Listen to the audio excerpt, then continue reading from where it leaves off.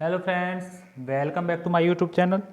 देखिए हम लेकर आए हैं एनसीईआरटी क्लास 11th की फिजिक्स का चैप्टर नंबर 3 सरल रेखा में गति। इसके मोस्ट इंपोर्टेंट क्वेश्चन कराएंगे हम आपको।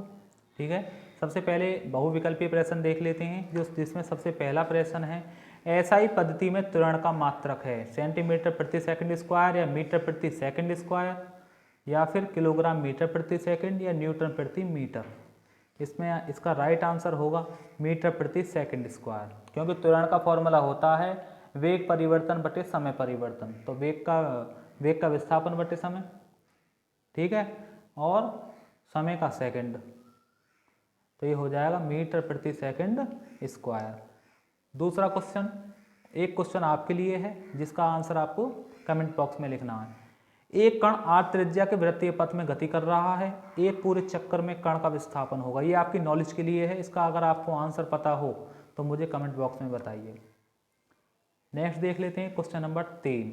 यदि A vector cross B vector का mod is equal to A vector into B vector है, तब ए वेक्टर तथा बी वेक्टर के बीच का कोण होगा 0, π/4, π/2, π/4 होगा। 45 डिग्री का एंगल बनाएगा ये। नेक्स्ट क्वेश्चन देख लेते हैं, मोस्ट इंपोर्टेंट क्वेश्चन नंबर 4। यदि एक कण पर 5i cap plus 2j cap plus 3k cap newton बल लगाकर उसे 2i cap plus 3j cap plus 5k cap metre दूरी तक विस्थापित किया जाता है तो किया गया कार्य होगा। तो इसका राइट आंसर होगा, देखो 5 दूनी 10, 2 तिया 6, 10 6 16, 3 5 15, 16 15 31 जूल इसका राइट आंसर होगा दोस्तों। नेक्स्ट क्वेश्चन आ जाता है क्वेश्चन नंबर 5।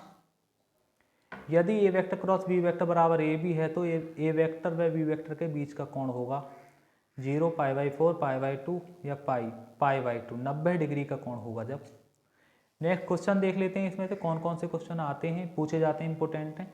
अदिश राशियां तथा सदिश राशियां से क्या अभिप्राय है, उदाहरण से ही समझाइए। ये क्वेश्चन मोस्ट इंपोर्टेंट है, इसको दोस्तों आप करके जाओ बिल्कुल, ये क्वेश्चन आ सकता है आपका।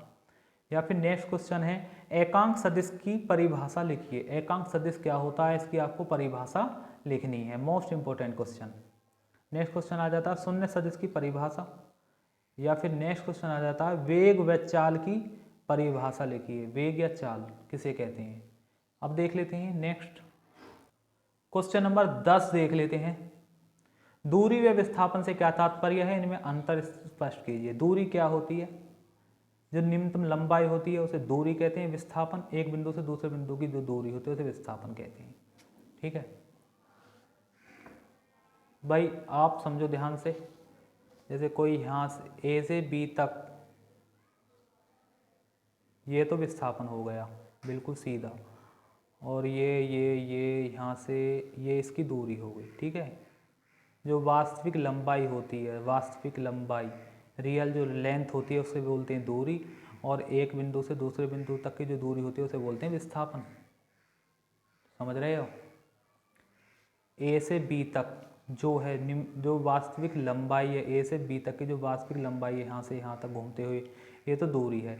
लेकिन यहाँ से ए बिंदु से बी बिंदु तक जो बीच की जो लेंथ है, ये इसको बोलते हैं विस्थापन। समझ रहे हो।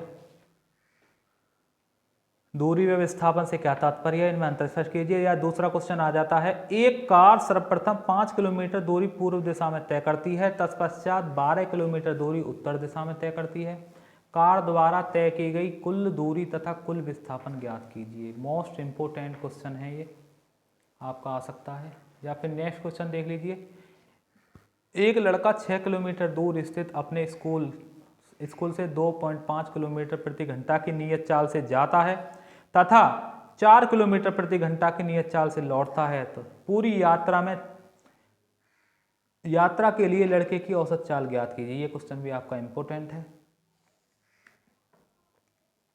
या फिर नेक्स्ट क्वेश्चन आ जाता है आपका मोस्ट इंपोर्टेंट है, गति के तृतीय नियम को कलन विधि से ज्ञात कीजिए। या गति के जो तीनों नियम है, पहला दूसरा और तीसरा, तीनों नियम उसे कलन विधि से ज्ञात कीजिए। कितना भी हार्ड क्वेश्चन बन जाए, मेरे क्वेश्चनों से अलग नहीं जाएगा, ये इंपॉर्टेंट क्वेश्चन है, इन्हें आप ध्यान से कर लीजिएगा। या फिर क्वेश्चन आ जाता है, एक कण को 20 मीटर प्रति सेकंड के प्रारंभिक वेग से ऊपर की ओर फेंका जाता है, 3 सेकंड बाद कण द्वारा तय की गई दूरी तथा विस्थापन की गणना कीजिए। जी का मान 10 मीटर प्रति सेकंड स्क्वायर लेना है, लेकिन जी का मान होता है 9.8 मीटर प्रति सेकंड स्क्वायर। ठीक है, ये इसका रियल मान होता है। या फिर नेक्स्ट क्वेश्चन आ जाता है दोस्तों, एक कण पर 6 न्यूटन तथा 8 न्यूटन के दो बल परस्पर 90 डिग्री के कोण बनाते हुए कार्यरत हैं। सदिश आरेख बनाकर बलों का परिणामी ज्ञात कीजिए। ये क्वेश्चन भी आपका मोस्ट इंपोर्टेंट है, आ जाता है। नेक्स्ट क्वेश्चन देख लेते हैं अब, क्वेश्चन नंबर 16 मतलब 16वां क्वेश्चन देख लेते हैं। दो समान बलों का परिणामी बल भी उन्हीं बलों के बराबर है, समान बलों के बीच का कोण ज्ञात कीजिए। ये भी इंपॉर्टेंट क्वेश्चन है। या फिर क्वेश्चन आ जाता है, 36 से 30 डिग्री के कोण पर कार्यरत एक बल का ऊर्ध्व घटक 200 न्यूटन है, आरोपित बल का मान ज्ञात कीजिए। वेरी वेरी इंपॉर्टेंट क्वेश्चन है आपके लिए, ध्यान से इसे करिएगा। या फिर नेक्स्ट क्वेश्चन आ जाता है, यदि सदिश ए वेक्टर बराबर 2i cap plus 3j cap minus 5k cap है तो सदिश ए वेक्टर का परिणाम ज्ञात कीजिए कितना होगा। Very very very important question है ये। ए वेक्टर का मॉड निकालना है, मॉड निकालते हैं तो अंडर रूट में इनका वर्ग कर देते हैं तीनों का, ठीक है। नेक्स्ट क्वेश्चन देखते हैं, क्वेश्चन नंबर 19। यदि ए वेक्टर बराबर 3i cap minus 6j cap minus 2k cap तथा बी वेक्टर बराबर i cap plus 2j cap minus 2k cap हो तो ज्ञात कीजिए। क्वेश्चन नंबर फर्स्ट, ए वेक्टर क्रॉस बी वेक्टर, ए वेक्टर क्रॉस बी वेक्टर का mod क्या होगा। या फिर नेक्स्ट क्वेश्चन आ जाता है आपका क्वेश्चन नंबर 20।